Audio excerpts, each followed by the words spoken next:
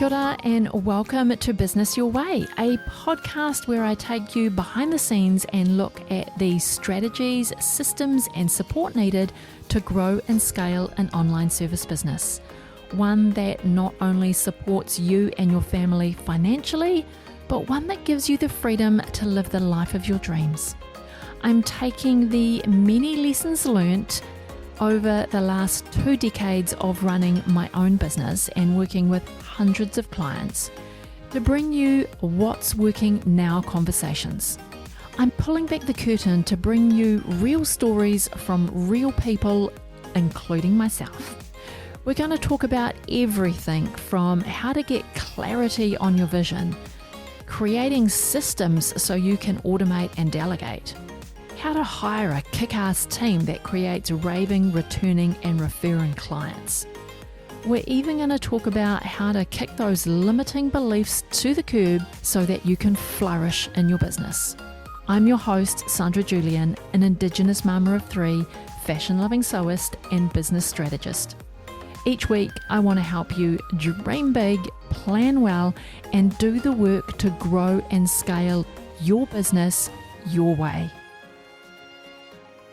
If you're ready to scale your business, but you're not sure where to start, you can take my free 2-minute quiz to find out your agency owner persona and uncover how you can use your strengths to scale and streamline your business without compromising you and sacrificing your life. You can head over to the show notes for the link. It is sandrajulian.co/quiz. Hey friends, welcome to episode 55 of Business Your Way. As you know, when you begin to grow your service-based business, there are multiple areas that require your attention. You start to feel as though you are being pulled in multiple directions. And you know that if you don't do something very soon, the wheels in your business will start to fall off. So in this episode, I want to share with you 4 areas for you to focus on in order to minimize the growth pains so that they are more manageable as you are growing your business and moving into more of an agency model. Because especially when you first hit that growth stage in your business, you can see things start to change. And if you don't take hold of your business at that point, that's where you can get really overwhelmed with everything that's going on. You can get to that point where you just want to burn down your business and it's too hard and you want to chuck it in and you keep thinking about going back to the job because that would be way easier than running your business. Operating a service-based business can be enjoyable. It doesn't need to be time-sucking. It doesn't need to take up all of your personal time. You don't need to sacrifice your health or relationships or your family for your business because you're a service-based business and you have clients to deliver services to, and they are relying on you to help them build their business. So these 4 areas that I'm going to share with you today, if you work on these from the get-go, as you are hitting that growth stage in your business, you will find business will be more manageable. You can then start to grow in a slow and sustainable way because these 4 areas are really the foundations on which you need to work in order to continue to grow your business and move into that scalable growth stage. So, first focus area that I'm going to talk you through today is niching down is one way to describe it, but I want to talk about how you are solving one problem or you are just looking at one service that you deliver. And that might sound really scary at first, but it's being really intentional about who you serve and the problem that you solve for them. Now, I touched on this a little bit in last week's episode when I was talking about what is scalable growth and why is this important for an agency modeled business. But I can talk to you about this from personal experience because even though I was an event management company, I was doing all sorts of events, and you may have heard me talk about this before.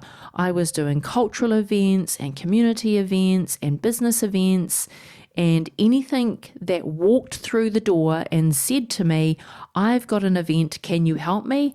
I said yes to it.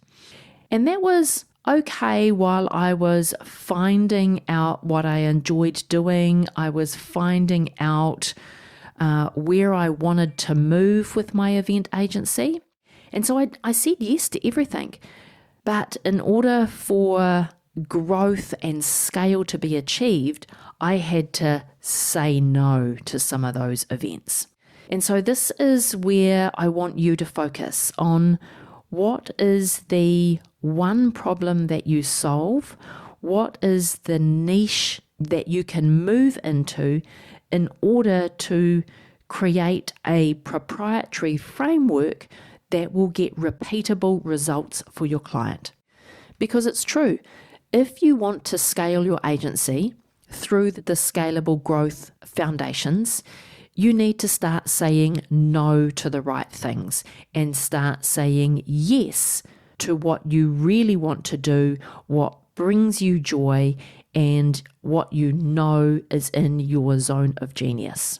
Because when you say yes to everything, it takes a lot of resource and a lot of management, and it can spread everything way too thin, and it can even dilute what you become known for. Because that's the other thing that we need to bring into our marketing plan. When you niche down, you will become known for this one thing. And it doesn't have to be as narrow as, let me give you an example of maybe a digital marketing agency. It doesn't have to be as narrow as all we do in our digital marketing agency is Instagram stories. You can be a social media digital marketing agency, or you can be a content digital marketing agency, or you could be a mobile marketing agency.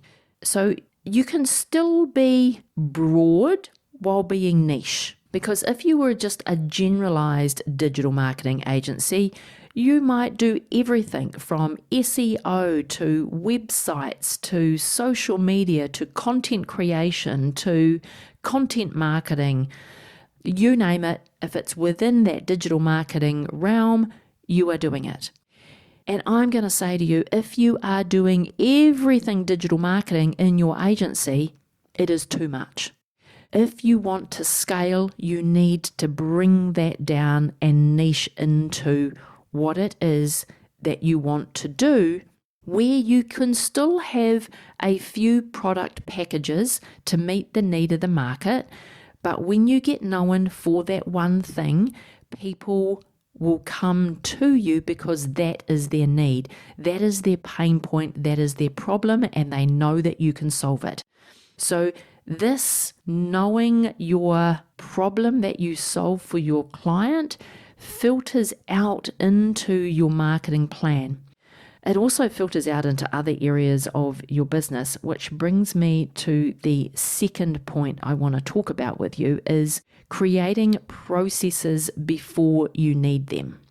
When you niche down, you can create a framework or a proprietary system that you take your clients through, and you can create systems around each step in that framework, making it easier for team members to follow the processes and achieve the repeatable client results as if you were delivering the service. And the reason why the Wheels will start to fall off your bus once you start to bring in more clients and start to, push the accelerator in your business, is because if you are offering everything to everyone, it will be really ineffective because it doesn't allow your team to find their groove with the processes and solving the problem that you are known for. What happens is everyone ends up doing things differently every day depending on the person that's doing the task, and everyone's constantly trying to learn new skills, learn new software, meet the needs of the clients because you are dealing with their specific needs instead of them coming to you because you are known to solve a certain problem for them.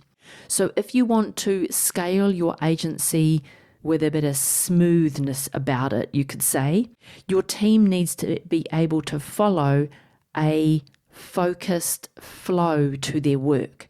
So they need to be able to follow processes and procedures which are documented in your agency.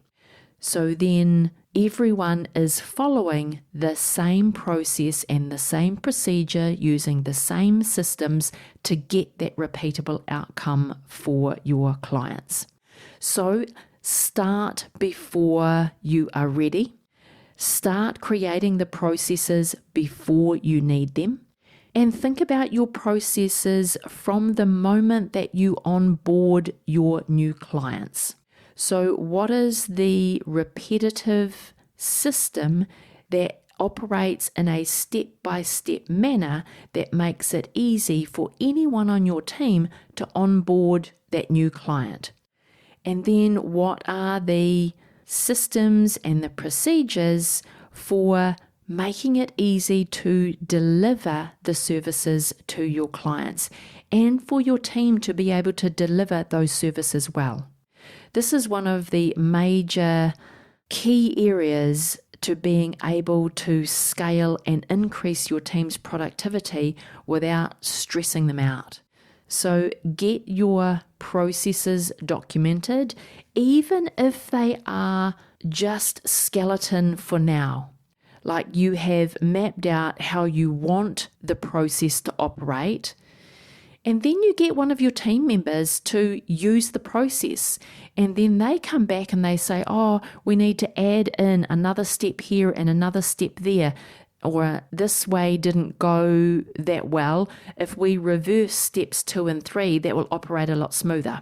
So get them out, get them documented, and then start testing these processes. You start to refine what you do and how you do it and how your team follows the processes and how effective they really are when you start to implement them and start to follow what's been documented. You also want to be organized in how you store your shared files. So again, having a centralized repository where all of the team save their files, and you've got a system and a folder system so everyone knows what type of work goes into what folder. And then you can have a policy around how to use the centralized filing system for your soft copy files.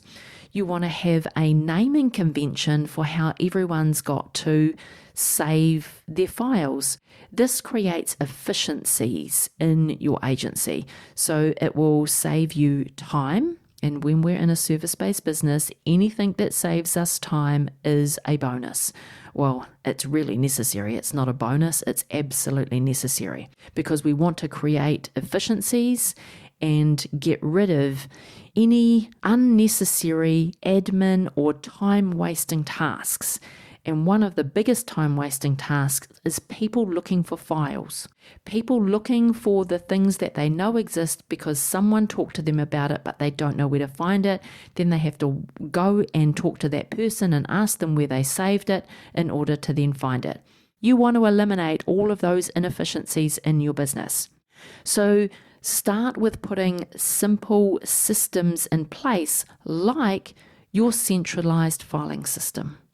So make this a habit in your business from the outset of when you start. When you've started and there's just you, it's easy to put these things in place. And then when you bring on your first employee, you just have to train them in how things are set up, and then they follow that process. You just have to document what you've been doing, and then the employee can follow and do exactly as you've done to get results for your clients. So document your processes. Having clear and organized procedures and systems in your business is a must from the get-go. This will help reduce your growing pains when you get to that growth stage. I wanted to jump in here really quickly and ask you for a big favor. If you are loving this podcast and this episode, I would be grateful if you could share it with a friend. Or even better yet, jump over onto Instagram and share it on your stories. Don't forget to tag me, I'm sandrajulian.co. That really is the best way for others to find out about this podcast, and I thank you in advance. Alrighty, back to the episode. The third focus area I wanted to share with you is one that you might not be doing, you may not have thought about, but I find this hugely valuable, and that is tracking your time and your productivity. When you know where your time is being spent, you'll know how much time is spent on client delivery and how much time is spent on non-chargeable admin type tasks in your business. You'll then be able to set some targets for your employees. Some employees might be 90% of their time needs to be chargeable. Other employees, 90% of their time might be non-chargeable. It depends on their function within your organization. But this will help you with your job costing and your proposals for your clients. It will help you with your growth of your team. It helps so much in all different areas of your business when you know where the time in your business is being spent. Because as a service-based business, time is money. But time tracking can be one of the most painstaking things in your business. We have done time tracking in our business since we opened our doors. First of all, it was on a piece of paper. We had a very basic, raw timesheet where we logged all of our time against client projects. At the end of the week, I would take timesheets and I would log those into manual job sheets. I know it sounds so manual, but that was the day and age, and we were just making do with the resources that we had. So first of all, we worked out what our system was, and then we went and found a piece of software that helped us collate our time more effectively. So we still did manual timesheets, but then someone inputted those timesheets into a software where we were job tracking each of the clients that we were working with, the time that we had spent on each of those jobs. Now, fast forward 20 odd years, and I have refined the time tracking tools in my business. So now every one of my team members has an electronic timesheet that is automatically allocating the time in their timesheet to the client jobs that we're working on. We have refined the categories in which time can be allocated to. Those categories are pegged back to the proposal that I sent to the client. So how I've costed out the job, what the client has agreed to, and we're tracking our time against that proposal. Again, it creates transparency for the client, it creates transparency for you as the agency owner, and it allows you to get really, really good at your proposals. Because when you know how long it takes to actually deliver a specific service, then you can cost it out appropriately. And over time, as you get more team members into your agency, everyone works at a different pace. Somebody else might take 25% more time to do a particular task than it takes you. You are probably the fastest worker in your business as the agency owner. No one else in your business is going to work as fast or efficient as you, because you know what you want, you know what you're doing. This is your area of expertise. When you've got others coming into your business, they are focused on how you want to run your business, getting familiar with your systems and your processes, which might not be so natural to them. It has to be a learned skill, so they might not be as fast as you. Highly likely, they're not as fast as you at particular tasks. So over time, when you track your time with your team, you will get to know really well what is the average amount of time that it takes to do a particular deliverable for a client. So really, this one isn't just about tracking time. It's about tracking time in projects. So for every client that you take on, it's a new project, and your time from your team is being tracked against those projects. And then break those projects down into the deliverables that you have agreed with your client, and then track those back. The deliverables that you have agreed with your client should be the standardized service that you deliver. So they're not ad hoc services, they are a repeatable process that you are selling to a client. Brings me back to point one is decide on the problem that you solve and then create a framework for that. When you get to this area, you are tracking your time against each project, against each step in your repeatable framework. I really hope that makes sense.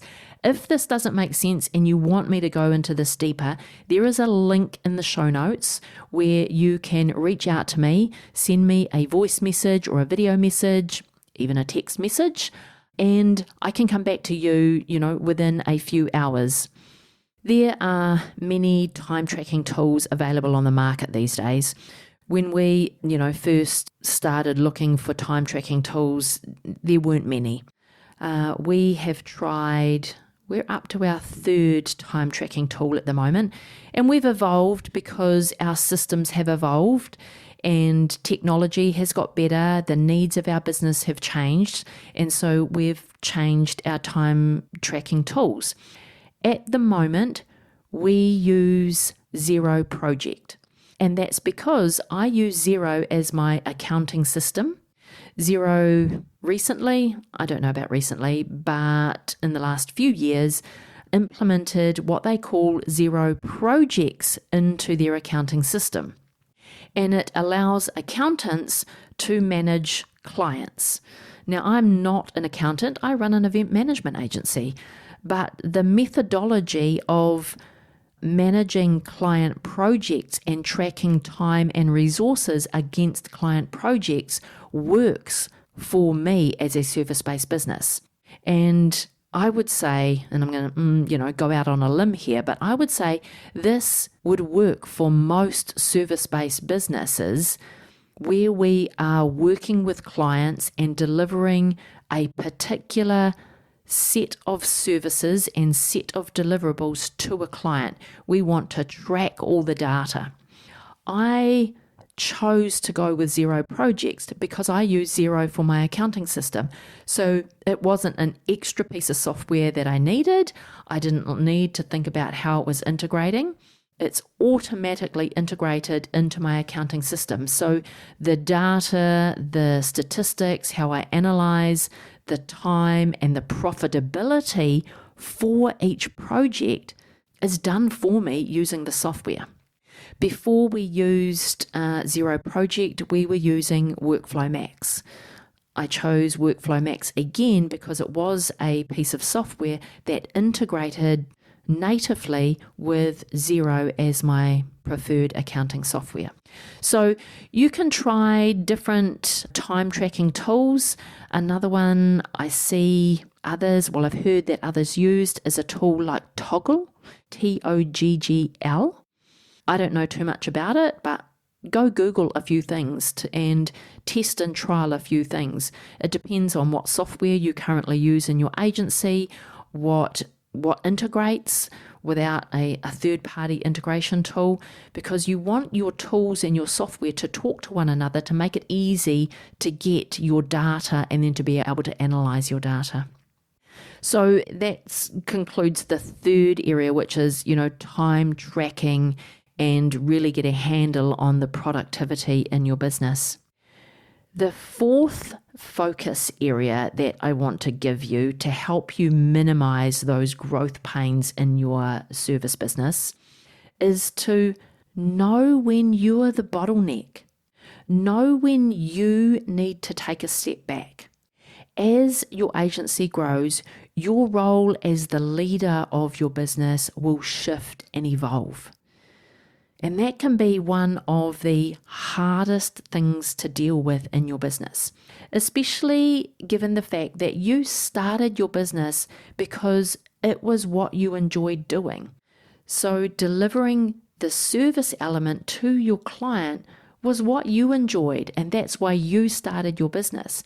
But as you begin to grow, you need to be doing less of the client-facing delivery work. You need to hand that over to your team and trust your team. Because if you really want to achieve scalable growth in your business, it needs someone to drive that scalable growth. And you as the business owner can't be driving the scalable growth if you are still down in the weeds delivering the client services. It's your job as the business owner to set the vision, set the strategy, be the role model, manage your team members, look at the systems. So you need to be the leader and the strategizer in your business and move out of that doing role. If you remain in that doing role, you do become the bottleneck in your business, and then you start to strangle your business and growth stops. And you again become overwhelmed and you get to that point where you just want to burn it all down. So this fourth area of focus to minimize your growth pains is to really identify when you have become the bottleneck. You have to do your own mindset work in order to identify when it is time to step back. And when you are, grappling with this new role in your business and stepping into the role of visionary or stepping into the role of, truly being the CEO in your business, the one thing to keep at the forefront of your mind is that you can only help more clients in the long run by teaching your team how to serve those clients the way that you would. And that plays into the other three things that we've covered today. Having your repeatable systems, having clear and organized processes, tracking your time so you know where your resources are going. Because the quicker that you can get out of your own way, the quicker you will be able to achieve scalable growth in your business. So if you take these 4 focus areas that I've shared with you today in order to minimize your growth pains, you will start to create an agency that achieves scalable growth. When you get your positioning and your processes in order and then be able to step back and let the business run, you will have created a business that provides freedom for your life. You started out in business because you wanted to create your own work-life balance. You wanted to have flexibility and freedom, plus the profits of running a great business. This is all achievable with an agency model. If you want some help in working on getting your foundations in place so you can achieve scalable growth, then I encourage you to come book a free 60-minute scale strategy session. Head on over to sandrajulian.co/scale, get yourself booked in, and then together we'll take a look at your current situation to see what is or isn't working. We'll identify what's possible for you in your business in the next 90 days and beyond. We'll also uncover the number one bottleneck restricting your growth and holding you back from scaling. And then we'll develop a 3-step growth plan that will start to get results in your business. Before you go today, I want to thank you for being here and listening all the way to the end. All the links to this week's episode can be found in the show notes, and you can read a full blog of the episode at sandrajulian.co/podcast. If you enjoyed today's episode, make sure you hit that subscribe button and get new episodes as soon as they're released. If you'd like to reach out to me and chat about anything on today's episode or any of the previous episodes on the podcast, then I've got a link in the show notes so you can leave me a voice message or a video message. I really do look forward to hearing from you. Alrighty, have a productive week and I will talk to you again real soon.